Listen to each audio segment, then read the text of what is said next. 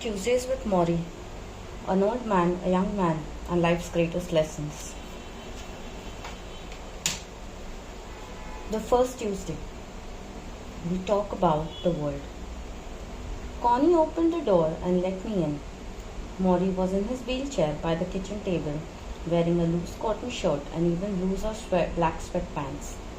They were loose because his legs had atrophied well beyond normal clothing size. You could get two hands around his thighs and have your fingers touch. Had he been able to stand, he'd have been no more than 5 feet tall. He'd probably have to fit into a 6th grader's jeans. "I got you something," I announced, holding up a brown paper bag. I had stopped on my way from the airport at a nearby supermarket and purchased some turkey, potato salad, macaroni salad, and bagels. I knew there were plenty of food at the house, but I wanted to contribute something. I was so powerless to help Morrie otherwise. And I remembered his fondness for eating. "Ah, so much food," he sang. "Well, now you have it to eat it with me." We sat at the kitchen table surrounded by wicker chairs. This time, without the need to make up 16 years of information, we slid quickly into familiar waters of our old college dialogue. Morrie asking questions, listening to my replies, stopping like a chef to sprinkle in something I'd forgotten or hadn't realized.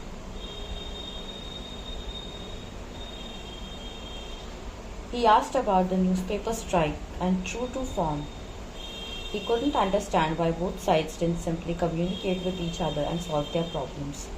I told him not everyone was as smart as he was. Occasionally, he had to stop to use the bathroom, a process that took some time.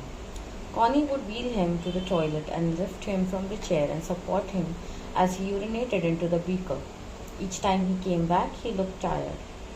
"Do you remember when I told Ted Koppel that pretty soon someone was gonna have to wipe my ass?" he said. I laughed. "You don't forget a moment like that." "Well, I think that day is coming. That one bothers me." "Why?" "Because it's the ultimate sign of dependency. Someone wiping your bottom." "But I'm working on it. I'm trying to enjoy the process." "Enjoy it?" "Yes, after all, I get to be a baby one more time. That's a unique way of looking at it." "Well, I have to look at life uniquely now. Let's face it. I can't go shopping. I can't take care of the bank accounts. I can't take out the garbage, but I can sit here with my dwindling days and look at what I think is important in life. I have both the time and the reason to do that." "So," I said in a reflexively cynical response, "I guess the key to finding the meaning of life is to stop taking out the garbage." He laughed, and I was relieved that he did. As Connie took the plates away, I noticed a stack of newspapers that had obviously been read before I got there. "You bother keeping up with the news?" I asked. "Yes," Morrie said. "Do you think it's strange? Do you think because I'm dying I shouldn't care what's happening in the world?" "Maybe," he sighed. "Maybe you're right. Maybe I shouldn't care. After all, I won't be around to see how it all turns out. But it's hard to explain, Mitch. Now that I'm suffering, I feel closer to people who suffer than I ever did before. The other night on TV, I saw people in Bosnia running across the street, getting fired upon, killed, innocent victims. And I just started to cry. I feel their anguish as if it were my own. I don't know any of these people, but how can I put this? I am almost drawn to them." His eyes got moist, and I tried to change the subject, but he dabbed his face and waved me off. "I cry all the time now," he said. "Never mind." Amazing, I thought. I worked in the news business. I covered stories where people died. I interviewed grieving family members. I even attended the funerals. I never cried. Morrie, for the suffering of people half a world across, was weeping. Is this what comes at the end? I wondered. Maybe death is the great equalizer, the one big thing that can finally make strangers shed a tear for one another. Morrie honked loudly into the kitchen. "This is okay with you, isn't it? Men crying?" "Sure," I said, too quickly. He grinned. Ah, Mitch, I'm gonna loosen you up. One day I'm gonna show you it's okay to cry. Yeah, I said. Yeah, he said. We laughed because he used to say the same thing nearly 20 years earlier, mostly on Tuesdays. In fact, Tuesday had always been our day together. Most of my courses with Morrie were on Tuesdays.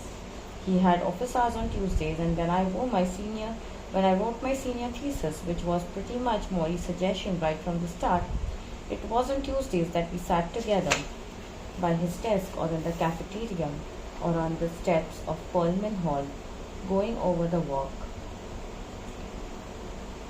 So it seemed only fitting that we were back together on a Tuesday, here in the house with the Japanese maple out front. As I readied to go, I mentioned this to Morrie. We're Tuesday people, he said. Tuesday people, I repeated. Morrie smiled. Mitch, you asked about caring for people. I don't even know how. I don't even know. But can I tell you one thing that I'm learning most with this disease? What's that? The most important thing in life is to learn how to give out love and to let it come in. His voice dropped to a whisper. Let it come in. We think we don't deserve love. We think if we let it in, we'll become too soft. But a wise man named Levine said it right. He said, love is the only rational act. He repeated it carefully, pausing for the effect. Love is the only rational act. I nodded like a good student, and he exhaled quickly. I leaned over to give him a hug, and then, although it is not really like me, I kissed him on the cheek. I felt his weakened hands on my arms, the thin stubble of his whiskers brushing my face. So you'll come back next Tuesday? He whispered. He enters the classroom, sits down, doesn't say anything.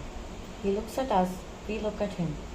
At first, there are a few giggles, but Morrie only shrugs, and eventually a deep silence falls, and we begin to notice the smallest sounds, the radiator humming in the corner of the room, the nasal breathing of one of the fat students.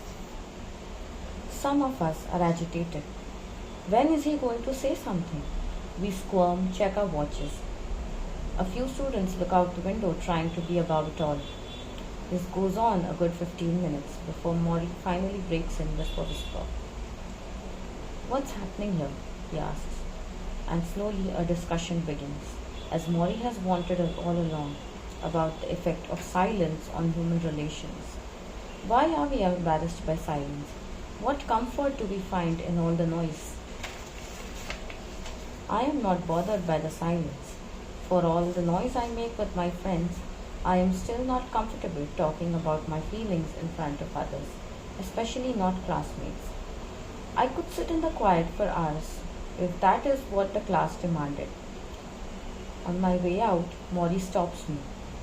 You didn't say much today, he remarks. I don't know, I just didn't have anything to add. I think you have a lot to add, in fact. Mitch, you remind me of someone who I knew who also liked to keep things to himself when he was younger. Who? Me.